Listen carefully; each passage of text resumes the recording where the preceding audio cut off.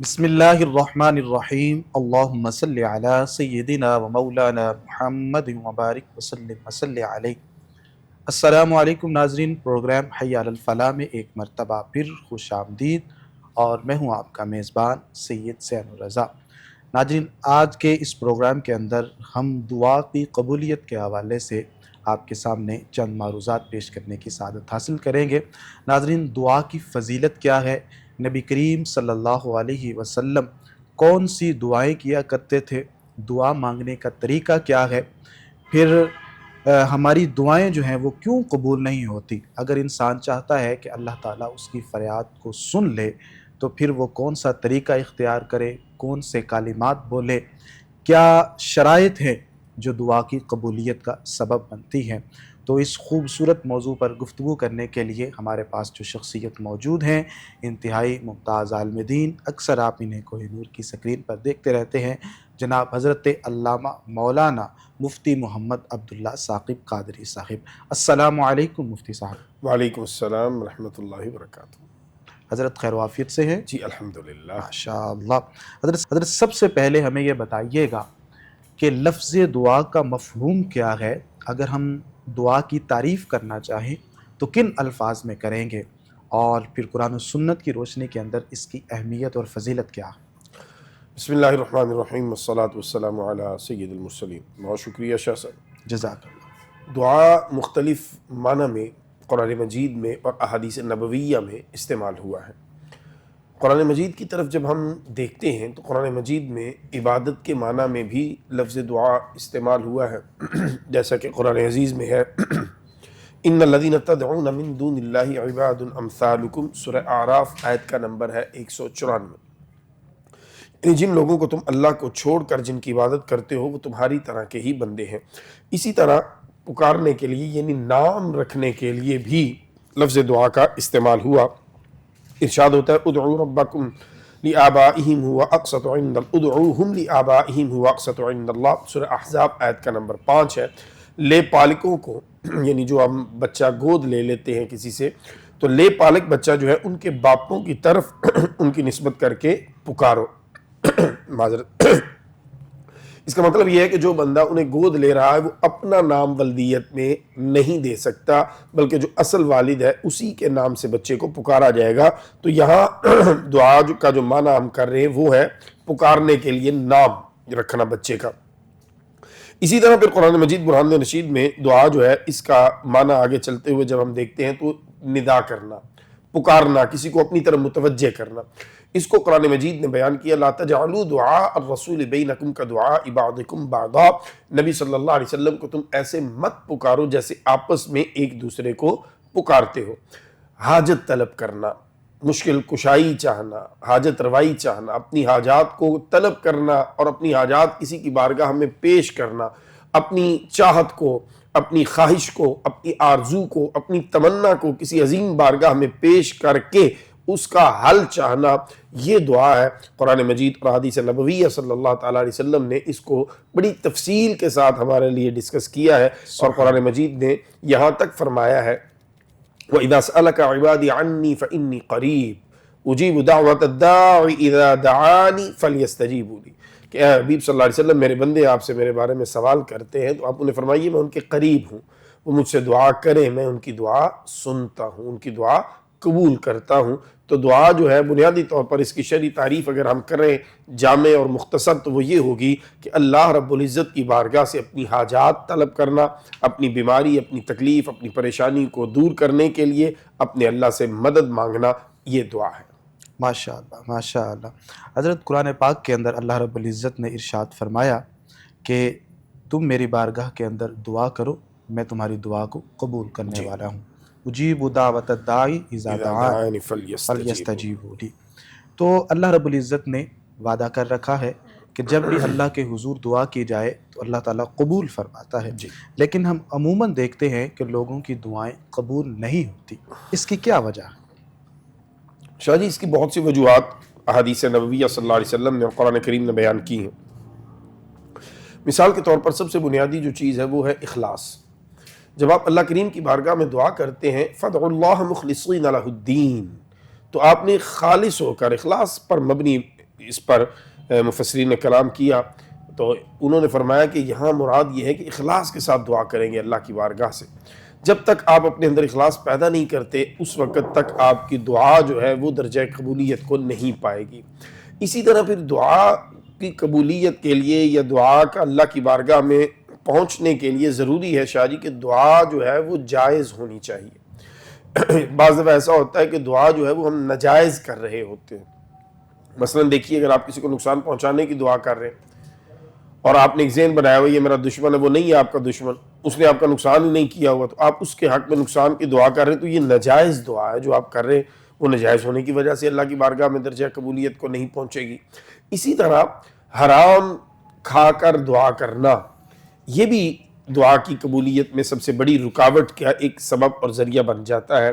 اس کے بعد آپ کا عمل صالح نہ ہونا، نیک عمل کرنے والا نہ ہونا، یہ بھی دعا کی قبولیت کی رکاوٹ کی ایک وجہ بن جاتی ہے کہ جس کی وجہ سے اللہ رب العزت جل وعلا کی بارگاہ میں آپ کی دعا قبول نہیں ہوتی. ظالم ہونا، اگر آپ ظالم ہیں، ظلم کرنے والے ہیں، پھر بھی آپ کی دعا اللہ کی بارگاہ میں درجہ قبولیت پہ نہیں پہنچے گی. آپ اپنے والدین کے نافرمان ہیں، آپ اپنے والدین کا دل دکھانے والے ہیں، پھر بھی آپ کی دعا درجہ قبولیت کو نہیں پہنچے گی. آپ کے بہن بھائی آپ سے پریشان ہیں، آپ کے محلے والے، آپ کے ہمسائے آپ سے پریشان ہیں، آپ کی دعا اللہ کی بارگاہ میں بالکل قبول نہیں ہوگی، کیونکہ اللہ ان کی سنتا ہے جو اللہ کی رحمت کو اپنی طرف متوجہ کرنے میں کامیاب ہوتے ہیں.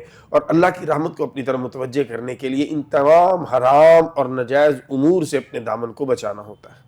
حضرت قرآن و سنت کی روشنی کے اندر جو دعا کی قبولیت کی شرائط ہے وہ ہمارے سامنے رکھ دیجئے تاکہ ہم ان کو دریافت کر کے، ان کو معلوم کر کے اس کے مطابق اللہ کے حضور اپنی التجا کر سکیں. جی بالکل شاہ جی، قرآن مجید میں جو ہماری رہنمائی فرمائی ہے، ایک تو یہ ہے کہ اللہ سے جب مانگیں گے تو خشوع اور خضوع کے ساتھ مانگیں گے. قرآن مجید نے کہا نا کہ آپ اللہ سے جب مانگیں تو تضرعا و خفیہ، بے شک کہ آپ نے گڑ گڑا کے اللہ سے مانگنا ہے اور آپ نے خفیہ پوشیدہ طور پہ اپنے رب سے مانگنا ہے. یعنی آپ تنہائی میں ہوں، آپ یکسو ہوں، پوری طرح آپ کی توجہ جو ہے وہ صرف اور صرف اللہ کی بارگاہ میں ہو جس سے آپ دست سوال پھیلا چکے ہیں. دائیں بائیں آپ کی توجہ نہیں ہونی چاہیے. پھر اس مانگنے میں تڑپ ہونی چاہیے، اس مانگنے میں یہ ایک شدت ہونی چاہیے کہ جیسے کوئی بچہ رو کر اپنے ماں باپ کو اپنی طرف متوجہ کر رہا ہوتا ہے کہ مجھے یہ چاہیے تو چاہیے. تو جب آپ گڑ گڑا کے عاجزی کے ساتھ، خشوع کے ساتھ، خوف خدا میں اپنے اللہ سے دعا کرتے ہیں تو پھر اللہ رب العزت جل وعلا فقال ربکم ادعونی استجب لکم، پھر آپ جب اپنے رب کو پکارتے ہیں تو اللہ آپ کی طرف متوجہ ہوتا ہے اور اللہ آپ کی دعا کو قبول فرماتا ہے. تو اخلاص میں پہلے عرض کر چکا بنیادی شرط ہے. اس کے بعد خشوع ہونا چاہیے، خوف خدا ہونا چاہیے اور پکارنے میں ایک شدت، ایک تڑپ نظر آنی چاہیے کہ آپ جس کو پکار رہے ہیں وہ اتنی بڑی ہستی ہے کہ آپ اس کی بارگاہ میں خوف بھی لیے ہوئے ہیں اور امید بھی لیے ہوئے ہیں. جیسا کہ آتا ہے نا کہ ایمان خوف اور امید کے درمیان ہے، تو وہ خوف اور امید کی کیفیت ہو، خوف اللہ کی پکڑ کا ہو اور امید اللہ کی عنایات کی ہو، تو پھر جب آپ اپنے اللہ کی بارگاہ میں دامن سوال پھیلاتے ہیں تو یقیناً پھر اللہ کی بارگاہ سے آپ کا دامن سوال خالی واپس نہیں لوٹایا جاتا. جی بہتر. حضرت یہ بھی ہمیں بتا دیجئے گا کہ اگر کوئی شخص حرام کی کمائی کرتا ہے یا حرام رزق اس کے پاس ہے یا وہ ناجائز ذرائع کے ذریعے اپنا مال جو ہے وہ کماتا ہے یا کوئی ناجائز ذرائع اگر اس کی زندگی کا حصہ ہوں، تو یہ بھی دعا کی قبولیت کے لیے رکاوٹ بنتے ہیں یا نہیں؟ اس کی طرف پہلے بھی اشارہ دے چکے ہیں لیکن مزید اس کے حوالے جی بالکل، اس پر میں حدیث مبارکہ عرض کرنے کی کوشش کروں گا. رسول رحمت صلی اللہ علیہ وسلم سے حدیث مبارکہ جو ملتی ہیں ان میں سے ایک کا مفہوم یہ ہے کہ ایک شخص بڑا سفر کر کے پہنچے حرم شریف میں اور سفر کی وجہ سے اس کے بال بکھرے ہوئے ہوں، چہرہ گرد آلود ہو اور اس کا بدن جو ہے وہ بالکل گرد آلود ہو چکا ہو اور وہ کعبہ شریف کے سامنے پہنچ جائے اور اپنے اللہ کو پکارے تو فرمایا اللہ اس کی دعا نہیں سنتا، نہیں قبول فرماتا. کیوں؟ فرمایا اس کے بدن پہ لباس حرام کا ہے، اس نے جو خوراک کھائی ہے جس سے بدن نے طاقت لی ہے وہ حرام کا ہے، تو جب ایک بندے کا لباس حرام کا ہے، اس نے کھایا حرام کا ہے، اس کے بدن کا حصہ بنا حرام کا وہ لقمہ، تو فرمایا پھر ایسے کی دعا اللہ نہیں قبول فرماتا۔ تو یہ بڑا کیٹاگوریکل حدیث نبوی صلی اللہ علیہ وسلم سے ہمیں معلوم ہو گیا کہ حرام کمانے والا، حرام کھانے والا، اس کی دعا اللہ کی بارگاہ میں بالیقین قبول نہیں ہوتی، کیونکہ یہ فرمان رسول صلی اللہ علیہ وسلم۔ صلی اللہ علیہ وسلم۔ ناظرین دیکھیے کہ کس قدر اہم پہلو کی طرف مفتی صاحب نے اشارہ فرمایا کہ حلال کمائی ہے جو ہمارے رزق کے اندر حلال کمائی جب شامل ہوتی ہے تو وہ ہماری دعا کی قبولیت کا سبب بنتی ہے، اور اس سے اجتناب کرنا ہماری زندگی کا حصہ ہونا چاہیے کہ ہم حرام سے بچیں، حرام رزق سے بچیں، حرام کاموں سے بچیں، تاکہ ہم اللہ کا قرب حاصل کریں اور جو بھی اللہ سے مانگیں وہ اللہ تعالی ہمیں عطا فرمائے۔ حضرت یہ بھی ہوتا ہے کہ ہم اکثر دعا مانگتے ہیں مگر عمل نہیں کرتے، تو کیا یہ جو تضاد ہے یہ بھی قبولیت میں رکاوٹ کا سبب بنتا ہے؟ جی بالکل قبلہ شاہ جی، یہ بہت بڑی ایک ہماری کوتاہی ہے کہ ہم جب اللہ سے دعا کر لیتے ہیں تو ہم سمجھتے ہیں بس اب ہمارا کام اللہ رب العزت جل وعلا ہی فرمائے گا، سارا کچھ ہمیں کچھ کرنے کی ضرورت نہیں ہے۔ تو یہ انبیاء کرام علیہ السلام کے طریقہ کے خلاف، نبی مکرم صلی اللہ علیہ وسلم کی مبارک سنت کے خلاف۔ اب بدر میں تشریف لے گئے، صحابہ کرام جان نثار آپ کے ساتھ موجود ہیں، لڑنے کے لیے تیار ہیں صحابہ کرام، اور پھر رسول رحمت صلی اللہ علیہ وسلم اللہ سے دعا کر رہے ہیں، اور اس دعا کے بعد پھر آپ میدان میں عملی طور پہ لڑ رہے ہیں۔ پھر دیکھیے اللہ کی مدد آئی، فرشتے آئے اور اللہ نے فتح عطا فرمائی۔ تو رسول رحمت صلی اللہ علیہ وسلم نے فتح کی دعا فرمانے کے بعد اور بڑی تڑپ کے ساتھ دعا، وہ جب آپ پڑھتے ہیں نا سیرت کی کتابیں تو رسول رحمت صلی اللہ علیہ وسلم کی وہ جو کیفیت بیان ہوئی کہ آپ صلی اللہ علیہ وسلم اس قدر اپنے اللہ کی بارگاہ میں اس وقت محو تھے کہ آپ صلی اللہ علیہ وسلم کی مبارک چادر مبارک جو ہے وہ کندھے سے سرکتی اور صدیق اکبر رضی اللہ تعالیٰ نے اس کو درست فرماتے، اور پھر ایک وقت آیا کہ جب صدیق اکبر رضی اللہ تعالیٰ نے پکڑ لیا حضور صلی اللہ علیہ وسلم کو مضبوطی سے اور عرض کی کہ بس کیجئے یا رسول اللہ صلی اللہ علیہ وسلم، پہلے کس موقع پہ آپ کے اللہ نے آپ کی دعا نہیں سنی، یہ دعا قبول نہیں ہوئی کہ جو آج اتنی شدت سے آپ اپنے اللہ کی بارگاہ میں دعائیں پیش کر رہے ہیں؟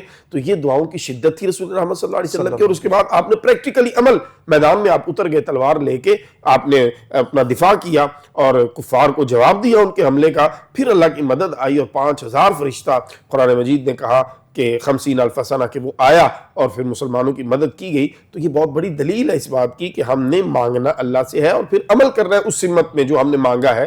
ایسا نہیں ہے کہ ہم صرف دعا کر کے بیٹھ جائیں ہاتھ پہ ہاتھ رکھ کے کہ سارا کچھ خود ہو جائے گا، تو سارا کچھ خود نہیں ہوگا۔ ہم جہاں جس دنیا میں رہ رہے ہیں اس کے اسباب ہمیں اختیار کرنے کا حکم ہے، وہ اختیار کریں گے، اللہ سے دعا کریں گے، انشاءاللہ اللہ کی مدد شامل حال ہوگی اور ہم اپنی اس مقصد میں کامیاب ہو جائیں گے، مقصد کو پا لیں گے انشاءاللہ العزیز۔ حضرت یہ بھی عموماً دیکھا جاتا ہے کہ دعا کے اندر انسان چاہتا ہے کہ میری جلد دعا قبول ہو جائے، اور پھر یہ بھی ہوتا ہے کہ اگر کسی کی دعا قبول نہ ہو تو وہ مایوسی کا شکار ہو جاتا ہے۔ تو یہ جو جلد بازی ہے یا پھر مایوسی ہے، کیا یہ دعا کا اثر زائل کر دیتی ہے؟ اگر کر دیتی ہے تو پھر کیسے کرتی ہے؟ شاہ جی دیکھیے، بنیادی بات یہ ہے کہ مانگنے والا جو ہوتا ہے نا، اس کی ایک آپ اگر عام یہ جو ہمارے بھکاری ہیں ان کی سائیکی بھی دیکھیں نا، مانگنے والے کی یہ بنیادی صفت ہے، اگر یہ اس میں نہیں ہے تو وہ کامیاب مانگنے والا کنسیڈر ہی نہیں ہوتا کہ آپ نے مانگنا ہے۔ جی، آپ نے یہ نہیں دیکھنا اس بندے سے کل مانگا تھا اس نے نہیں دیا آج نہیں مانگوں گا، نہیں۔ اگر آپ میں یہ اکڑ ہے، یہ ایٹیٹیوڈ ہے تو آپ بھکاری نہیں بن سکتے۔ تو اگر آپ اپنے جیسے بندے سے لینے کے لیے یہ بھولنا پڑتا ہے آپ کو کہ میں نے کل بھی اس سے مانگا تھا اور یہ مجھے دھکا دے کے چلا گیا تھا، اور پھر ایک ٹائم آتا ہے کہ روزانہ مانگنے کے بعد کبھی نہ کبھی وہ آپ جیسا بندہ بھی آپ کو سن کے کہتا ہے اچھا لے لے، تو اللہ کی بارگاہ میں جب آپ نے دعا کرنی ہے تو آپ نے جلد باز نہیں بننا، آپ نے دن نہیں گننے، آپ نے گھنٹے نہیں گننے، آپ نے منٹ نہیں گننے۔ رسول رحمت صلی اللہ علیہ وسلم کی حدیث مبارکہ کا مفہوم ہے، فرمایا کہ لوگ جلد بازی کی وجہ سے اپنی دعاؤں کو قبول ہونے سے روک دیتے ہیں، یعنی دعا قبول ہونی تھی، ان کی جلد بازی کی وجہ سے قبول نہیں ہوتی۔ تو عرض کی جلد بازی کیا ہے؟ تو فرمایا یہی کہنا کہ جناب اتنے دن ہو گئے میری دعا نہیں قبول ہوئی اور پھر مایوس ہو جانا، تو یہ دعا کی قبولیت کی رکاوٹ ہے جو آپ کی طرف سے ہے۔ آپ کا کام یہ نہیں ہے کہ آپ یہ گنتی کرنے بیٹھ جائیں اتنے دن ہو گئے اور کتنے دن مانگوں، یہ آپ کا کام نہیں ہے۔ آپ کا کام کیا؟ مانگنا، مانگتے جائیے، مانگتے جائیے، مانگتے جائیے، کبھی نہ کبھی تو ضرور کرم ہوگا اور آپ کی وہ التجا سنی بھی جائے گی اور پوری بھی کر دی جائے گی۔ آپ یقین کامل رکھ کے، کیونکہ حدیث مبارکہ کا مفہوم ہے نا، رسول اللہ صلی اللہ علیہ وسلم نے فرمایا اللہ کے بارے میں جیسا گمان رکھو گے ویسا ہی اللہ کی ذات تمہارے ساتھ معاملہ فرمائے گی. بے شک. تو ہمیں اپنا گمان خیر رکھ کے مانگنا چاہیے, اللہ تعالیٰ فرماتا ہے. انشاءاللہ انشاءاللہ.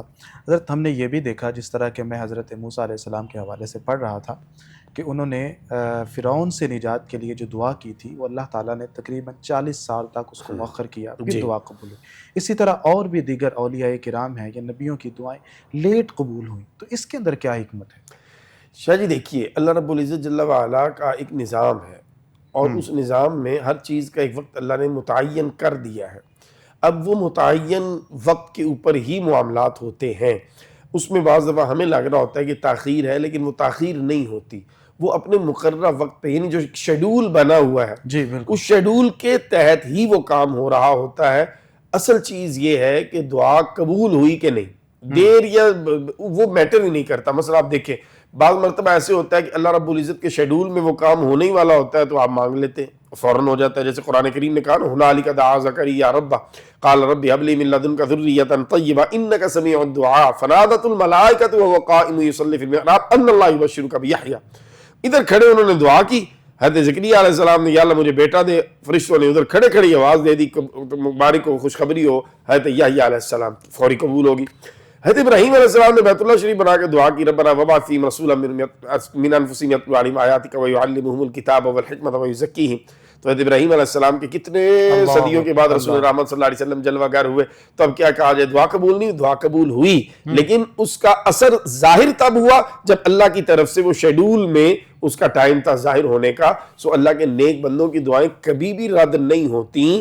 اچھا, اللہ کے نیک بندوں کو بھی علم ہوتا ہے, اللہ کے نیک بندے بھی سمجھتے ہیں اللہ کی اس مشیت کو, اس لیے وہ بھی اس طرح کو زور اس طرح نہیں جس طرح ہمارے ہاں ہوتا ہے کہ نہیں جی ہوں نہیں ہوئے, وہ ان کا بھی یہ نہیں ہوتا. وہ بھی دعا کر دیتے کہ انہیں پتا ہوتا ہے ہمارا کام ہے دعا کرنا, دعا ہو گئی ہے, پھر اللہ رب العزت کے علم میں جو اس کا وقت ہے اس وقت کے اوپر وہ دعا عملی طور پہ آپ کے سامنے ظاہر ہو جاتی ہے.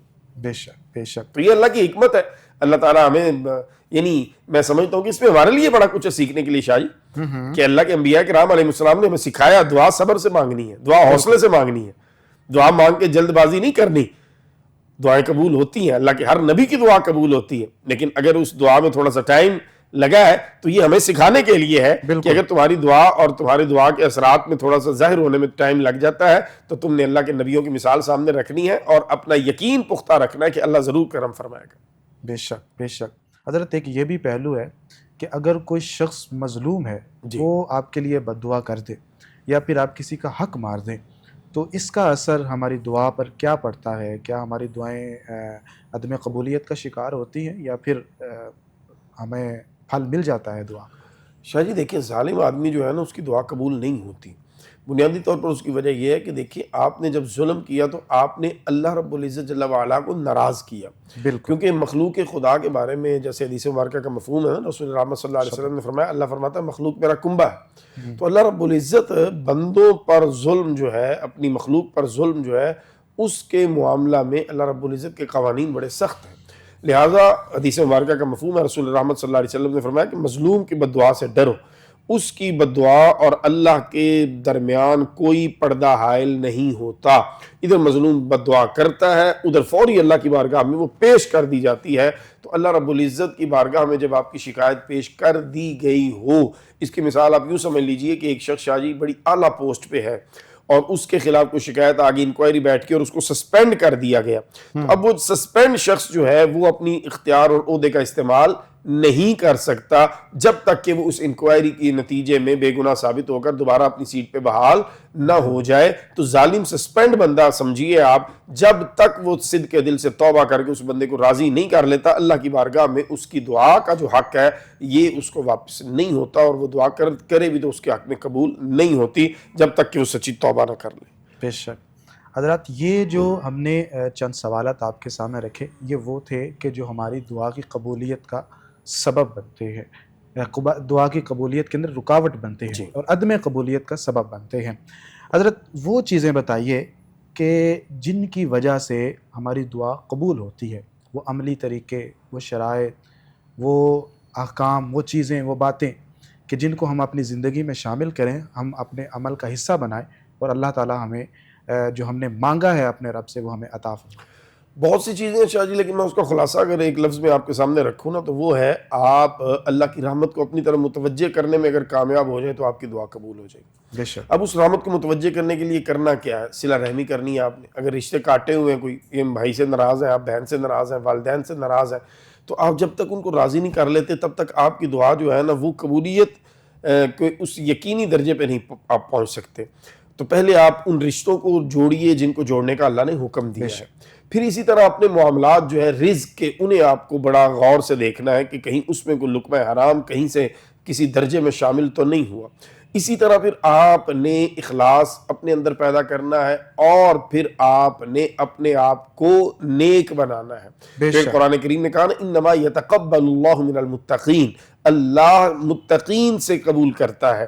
تو جب آپ تقوی اختیار کر کے اپنے اللہ کی بارگاہ میں دعا کرتے ہیں تو پھر اچھا دعا سے پہلے آپ کو نیکی کریں، بالکل کوئی اچھا عمل کریں. اس اچھے عمل کے بعد آپ اچھے وقت کا انتخاب کریں. جیسے احادیث مبارکہ مختلف اوقات کے بارے میں بیان کیا گیا، جیسے جمعہ کے 2 خطبوں کے درمیان دعا کا ملتا ہے، یا عصر کے بعد ایک وقت جمعے والے دن کا بتایا گیا، نشاندہی کی یہ بزرگان کی طرف سے، یا اسی طرح بدھ والے دن دوسرے ٹائم کے بارے میں احادیث نبویہ میں ہے، یا اسی طرح قرآن کریم کی تکمیل کا لمحہ ہے، یا شب قدر کی رات کا بتایا گیا، یا والدین کے چہرے کو تک کر، یا بیت اللہ شریف کی زیارت کر کے. یہ وہ مواقع اور وہ چیزیں بتائی گئیں کہ جہاں برکت اور رحمت متوجہ ہوتی ہے اللہ کی، وہاں آپ دعائیں کریں، اللہ کی بارگاہ میں دعائیں قبول ہوتی ہیں. تو نیکی کیجئے، کوئی نہ کوئی اللہ کی رحمت آپ کی طرف متوجہ ہو جائے گی. پھر آپ رب کے سامنے دامن سوال پھیلا دیں، انشاءاللہ اللہ تعالیٰ ان ذرائع سے آپ اللہ کی بارگاہ میں جب ایک دعا کو لے کے پیش کریں گے تو یقیناً درجہ قبولیت پہ پہنچے گی اور اس کے اثرات جلد آپ کو عطا ہو جائیں گے انشاءاللہ العزیز. حضرت نبی کریم صلی اللہ علیہ وسلم کی احادیث طیبہ سے یہ بھی بات ثابت ہے کہ جب دعا کی جائے تو پھر اگر مگر کے ساتھ نہ کی جائے بلکہ پورے یقین کے ساتھ کی جائے. تو اس حوالے سے روشنی ڈالیے کہ انسان جب اللہ کے حضور دعا کرے تو اس کا یقین کیسا ہونا چاہیے، اس کی جو اللہ سے امید ہے وہ کس درجے کی ہونی چاہیے. دیکھیے قبلہ شاہ جی، اللہ سے مانگتے ہوئے میں تو اس بات کا قائل ہوں کہ آپ امید نہیں، یقین کامل کے ساتھ مانگیں. بے شک. اور یقین کیا ہے؟ اچھا دیکھیں، میں آپ کو عرض کرتا ہوں، بچہ ہے شاہ جی، جی بالکل چھوٹا، نہ سمجھ، اسے پتہ ہی کچھ نہیں ہے، لیکن اس کو مانگنے کا طریقہ بڑا آتا ہے. اچھا. چھوٹا سا بچہ ہے، ابھی میں پیدا ہی ہوا ہے، بالکل مانگنے کا طریقہ آتا ہے. وہ کیا ہے؟ رو کے. بالکل. سبحان اللہ، اللہ اللہ، کیا بات. آپ اور میں جب اللہ کی بارگاہ میں روتے ہی نہیں، دعا مانگتے ہوئے بھی شاہ جی میرا دھیان دائیں بھی ہے بائیں بھی ہے، اوپر میں چھت بھی دیکھ رہا ہوں، میں کیا کر رہا ہوں، میں کس سے مانگ رہا ہوں؟ یہ اللہ کے بندے ذرا ایک لمحے کے لیے یہ تو سوچ لے کس سے مانگ رہا ہے. اپنے مالک سے بہت سے تو تنخواہ لے رہا ہو نا، اور منہ ادھر کر کے کہ تنخواہ دے، اور وہ آپ کو تنخواہ دے دے تو میں مان لوں گا. وہ بھی آپ کو کہے گا بھائی کدھر دیکھ رہا ہے، میری طرف دیکھ. میرے جیسا بندہ کہتا ہے میری طرف دیکھ کے مانگ. حاکم الحاکمین کی بارگاہ میں ہاتھ پھیلا کے، ذہن کا ایک کونا کشمیر میں ہے، دوسرا کراچی میں ہے، تیسرا پشاور میں ہے، چوتھا جو ہے وہ گھر کے کچن میں گھسا ہوا ہے، اور پھر آپ دعا مانگے اور پھر کہتے ہیں قبول بھی ہو جائے. ایسے نہیں ہوتا. رسول رحمت صلی اللہ علیہ وسلم کی مثال جیسے میں نے عرض کی نا شاہ جی، انہیں آپ اندازہ لگائیں کہ صبح آپ کی یعنی پتہ ہے یہ کافر 1000 کی تعداد میں آیا ہوا ہے اور یہ 300 کے قریب آپ کے غلام ہیں.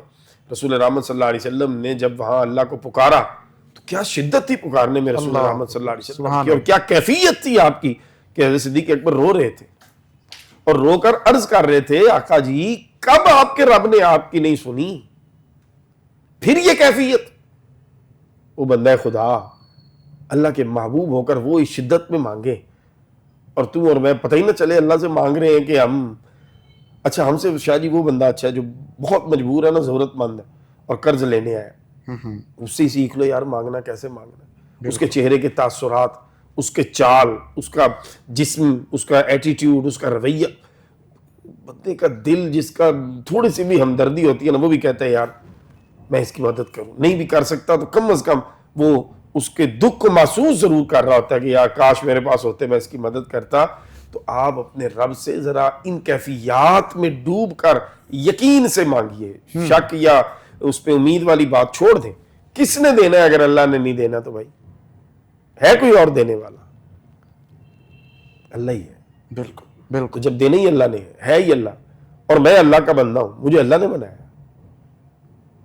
میں اللہ نہ بناتا میں ہوتا, مجھے کیوں, یعنی عدم سے وجود میں لانے والی ہستی اللہ, بالکل ایسا. وہ مجھے چھوڑ دے گی, وہ مجھے بھول جائے گا؟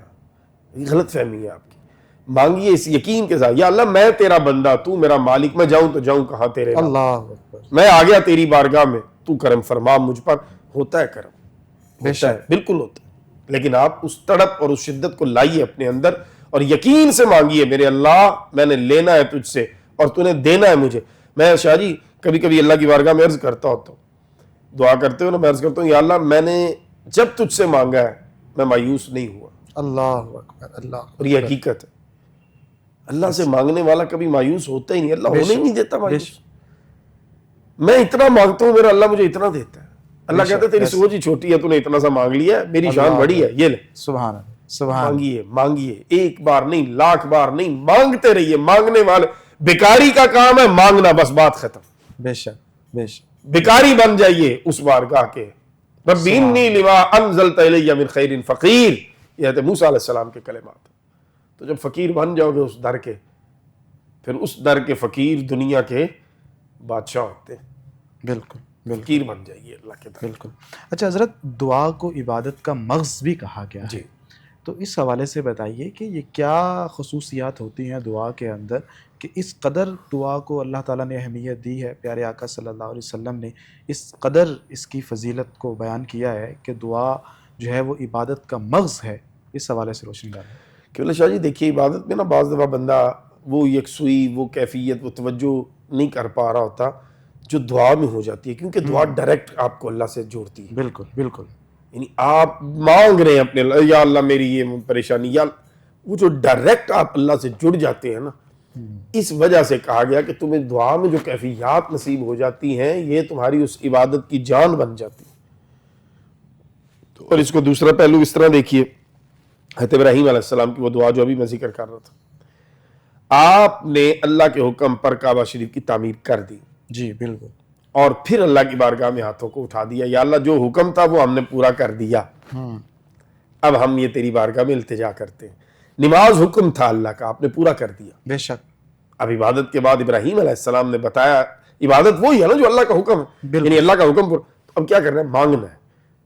تو ابراہیم علیہ, یہ سنت انبیاء ہے کہ آپ اللہ کے حکم کی تعمیل کرنے کے بعد اپنے اللہ کی بارگاہ میں دامن سوال پھیلائیں. یہ انبیاء کی سنت پہ عمل کرتے ہوئے جب آپ کرتے ہیں تو پھر کہا گیا کہ یہ عبادت کی جان ہے, عبادت کی مغز ہے, عبادت کی کریم ہے, عبادت کا یہ حسن ہے. سبحان. اس کے بغیر عبادت کا حسن ماند پڑ جاتا ہے. جیسے خواتین اگر بغیر وہ زیورات کے ہوں تو ان کا حسن جو ہے وہ اس طرح نکھر کے نہیں سامنے آتا, زیورات ان کے حسن کو نکھارنے کے لیے ہیں. اسی طرح انسان کا لباس مختلف, اس میں جو چیزیں ہم ایڈ کرتے ہیں خوبصورتی کے لیے, زینت کے لیے, تو دعا بنیادی طور پر عبادت کی زینت اور عبادت کا حسن ہے. جتنی خوبصورتی سے آپ مانگتے ہیں دعا, اتنا آپ کی عبادت جو ہے وہ خوبصورت ہو کر اللہ کی بارگاہ میں پیش کرتی ہے. سبحان اللہ سبحان اللہ. حضرت آپ نے یہ بتایا کہ جتنے آپ عاجزی کے ساتھ, جتنی آپ عقیدت کے ساتھ, جتنے آپ ادب اور گڑ گڑاتے ہوئے اللہ کے حضور دعا کریں گے, اتنی زیادہ جلدی اللہ کی بارگاہ کے اندر مقبولیت ہوگی. اچھا, کوئی ایسی مثال ماضی کے اندر جس طرح کے حضرت شیخ سعدی نے حضور غوث الاعظم کا واقعہ ذکر کیا ہے, جی, یا اس طرح کی کوئی مثال کے جو بزرگان دین تھے یا صحابہ کرام, حضور کی بھی آپ نے مثال دی, تو کوئی ایسا واقعہ ہمیں بتائیے کہ جس کی روشنی میں ہمیں پتہ چلے کہ اللہ کے حضور جب حاضر ہوں تو کس طرح ہوں, اور ہمارے جو بزرگ تھے وہ کیسے حاضر ہوا کرتے تھے. اللہ اکبر. شاہ جی کیفیات جو بزرگوں کی پڑھتے ہیں نا, تو اب یقین فرمائیں کہ وہی بات جو میں ابھی عرض کرنے کی کوشش کر رہا ہوں, نہیں پا رہا, مجھے الفاظ نہیں مل رہے.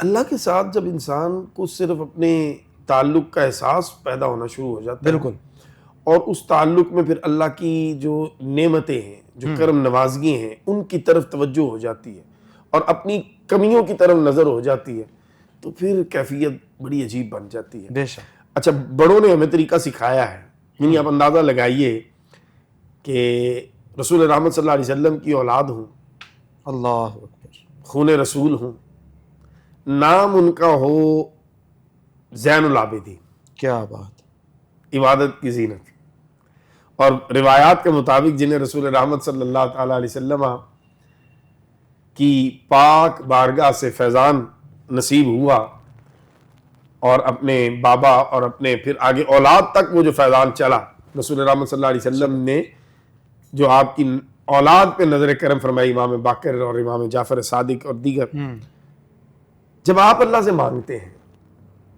حرم شریف میں، انداز دیکھیے گا شاہ جی، الفاظ دیکھیے گا، اور یہ بڑے بندے کے یہ لفظ ہو سکتے ہیں، بالکل یہ ایسا ہی، ہم جیسے چھوٹوں کے تو یہ سوچ بھی یہاں تک نہیں جاتی نا، تو عرض کرتے ہیں اپنے اللہ کی بارگاہ میں، عبیدک بفنائک،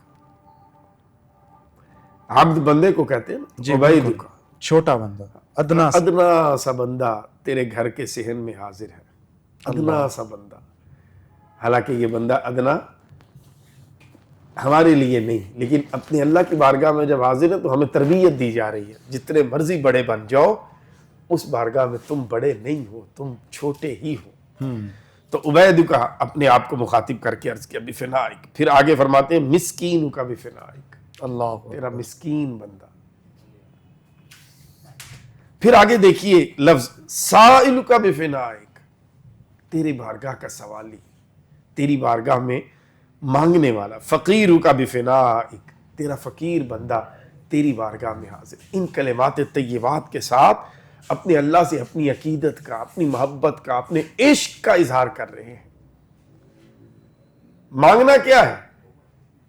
یہی مانگ رہے ہیں، یعنی یہ ہماری طرح نہیں کہ یا اللہ کروڑ روپیہ دے دے، یا اللہ نہیں، یہ مانگ رہے ہیں، یعنی اپنے اللہ کی بارگاہ میں اپنی عاجزی، وہی جو سرکار دو عالم صلی اللہ علیہ وسلم نے تحیات للہ والصلوات والطیبات میں سبحان اللہ، سبحان اللہ، کہ مطلب تیرے عاجز بندہ تیرا۔ تو وہ حضرت طاؤس رحمۃ اللہ علیہ فرماتے ہیں جب یہ الفاظ میں نے سنے اور میں نے زندگی میں پھر ان کو آزمایا، جب کبھی میں کسی مشکل میں پڑا، ان الفاظ کے ساتھ میں نے اللہ کو پکارا، اللہ نے میری مشکل کو فوراً ٹال دیا۔ کیا بات، سبحان، ایک تو ان الفاظ کی اپنی ایک وہ لطافت ہے، دوسرا جس کیفیت میں امام زین العابدین نے اللہ کی بارگاہ میں پیش کیا، اللہ کو اتنا پسند آیا وہ انداز، اتنا پسند آیا کہ امام زین العابدین کی نسبت سے قیامت تک جو بھی ان الفاظ کے ذریعے اپنے اللہ کی بارگاہ میں حاضر ہوگا، امام زین العابدین کا فیضان اسے نصیب ہوگا۔ سبحان اللہ، سبحان اللہ۔ حضرت صاحب بڑی خوبصورت آپ نے گفتگو فرمائی، اللہ تعالیٰ آپ کی اس گفتگو کو قبول فرمائے اور ناظرین کے دلوں میں ان باتوں کو راسخ فرمائے۔ آپ کی تشریف آوری کا بھی میں صمیم قلب سے شکر گزار ہوں۔ ناظرین، یہاں پر وقت ہوا چاہتا ہے پروگرام کے اختتام کا، انشاءاللہ ملاقات ہوگی اگلے پروگرام میں۔ اپنے میزبان سید زین الرضا کو اجازت دیجیے، اللہ حافظ، دعا فرمائیں۔ اللہم صلی علی سیدنا محمد وعلی آلہ وصحبہ سیدنا مولانا محمد وبارک وسلم علیہ۔ ربنا آتنا فی الدنیا حسنہ وفی الآخرۃ حسنہ وقنا عذاب النار۔ اے میرے اللہ، آج دعا کے عنوان پہ ہی ہم نے گزارشات عرض کی، اے اللہ ہمیں مانگنے کا سلیقہ عطا فرما۔